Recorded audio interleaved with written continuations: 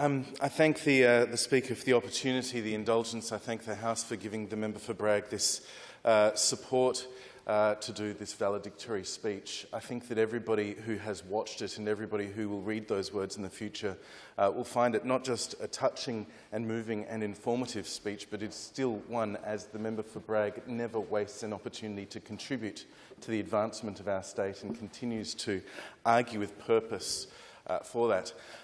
I didn't make notes before coming along this afternoon. I scribbled some down as the member for Bragg was speaking because I think in my heart, and I apologise for the emotion, I think in my heart I hoped, of course, that we wouldn't be doing this today. I wanted the member for Bragg to continue to provide a lodestone, a guiding light for us all for many, many years to come. But of course, she has served, as she said, 20 years in the law, 20 years in the Parliament. She's earned the respect of this House of the state, and I think she's certainly earned the right to do it on her terms.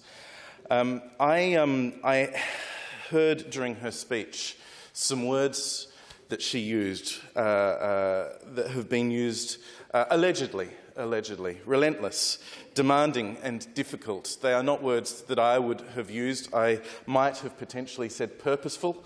I think that when I think of the member for Bragg, while I understand the purposeful being a descriptor, I think of friendship, I think of mentorship, guidance and kindness.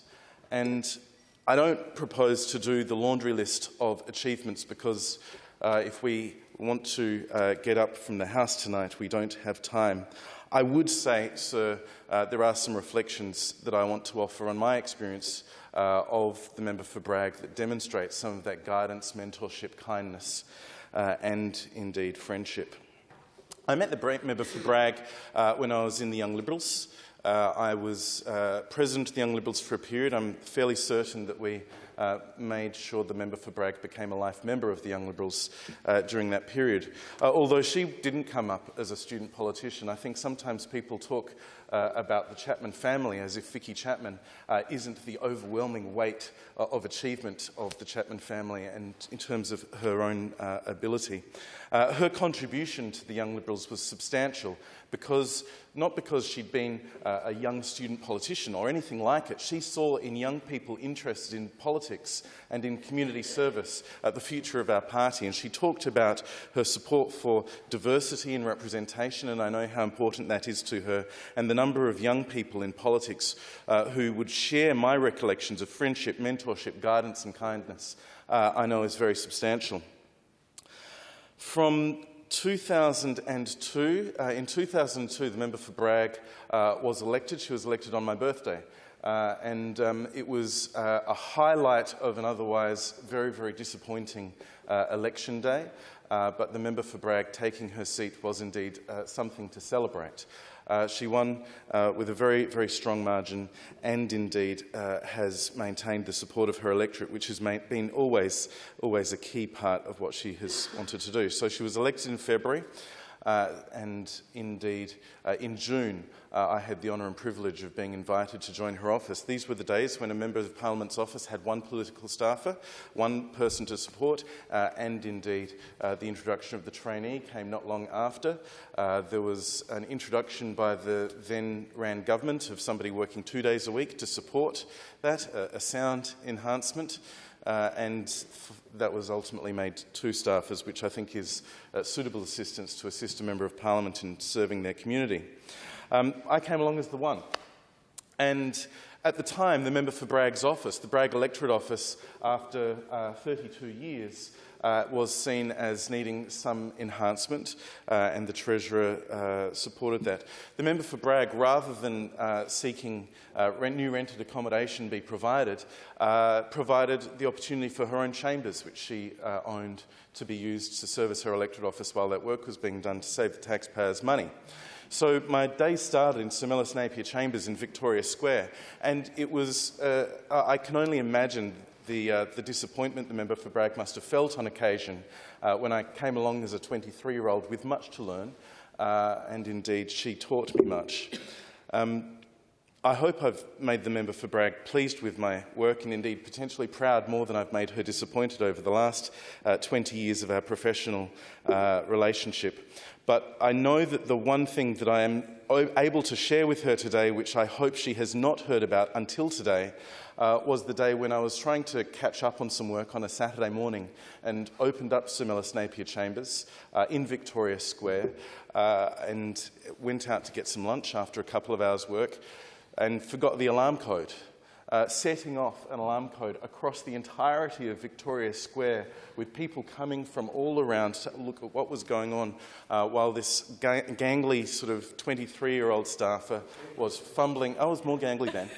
Was fumbling around with the alarm code, trying desperately to remember the right number, and on the third attempt succeeding. It wasn't the only embarrassing thing from my period working with the member for Bragg. The member for Bragg, obviously, and her family maintained a property on Kangaroo Island, and I think that Ted was still alive at the time when I was first brought over to Kangaroo Island on the weekend to encourage me in my own personal development. She thought that it would be useful for me to help round up some cattle, and indeed I was encountered on the first day that I was there a cow. Must have been a cow. Yeah. It was about to give birth, so I assume that it was. And the member for Bragg said to me, "Now hold the leg here, reach in here." And indeed, I'm very pleased that that was, despite my mother's experience as a midwife, that was indeed my first experience in participating in a birth, and one that I remember vividly and expect to. The member for Bragg was a passionate advocate for her community. I encouraged the casual reader of Hansard to look up her grievance about Mr Lagasetti and the helicopter. The constituents would come to the member for Bragg with an issue, and she would be relentless in pursuing ministers, and if she felt that the minister's response was not suitably on point or taking seriously enough the issue that had been raised, she would write back and raise questions in the House, call those ministers, pursue those issues, and they would often not be things that she was doing so for a media opportunity or which there would ever be a media opportunity. She saw always in the service of this House the duty to those constituents in helping them sort out their issues. I think that the period from 2010 to 2018, there were many opportunities where the member for Bragg gave me good advice and in my development as a parliamentarian and also in supporting me as a friend, and I'm grateful for that and I want to place that on the record to her. She raised the issue of the South Australian Northern Territory border.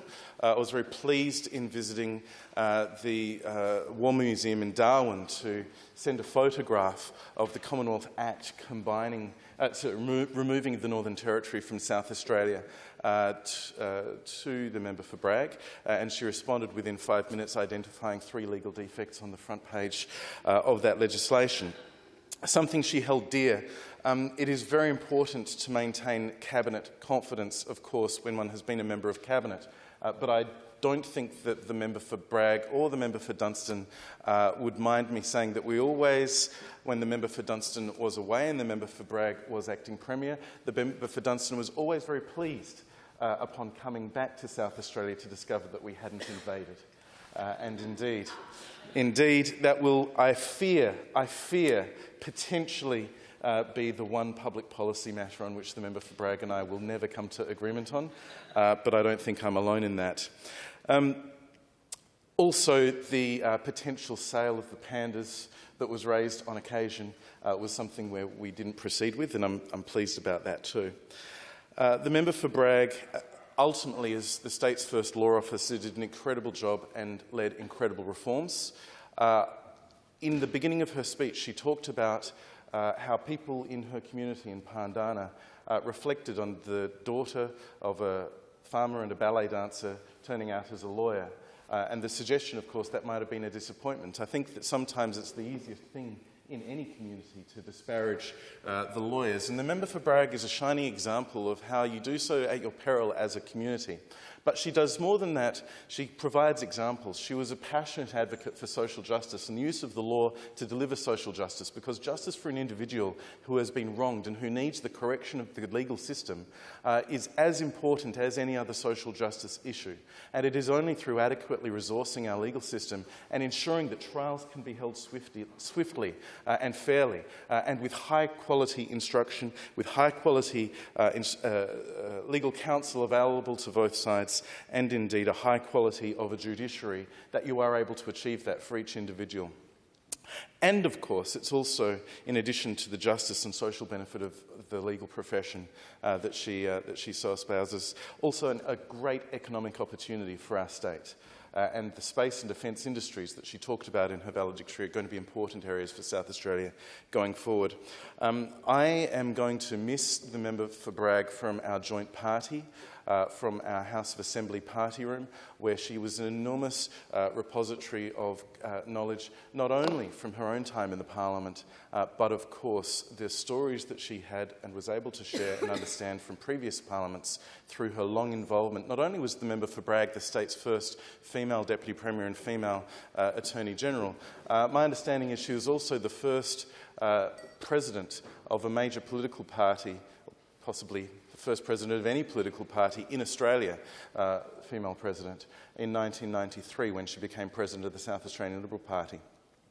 And that long involvement was a wealth of knowledge and history which continues to this day to be important. I'm going to miss her from those meetings. I know I'm not going to miss her from this House. I'm sure she will visit from time to time. And most importantly, I know she's not going to be a stranger in my life. To our deaths, I know that we'll be friends, and I thank the member for Bragg so much for everything she's done. The member for Dunstan. Thank you.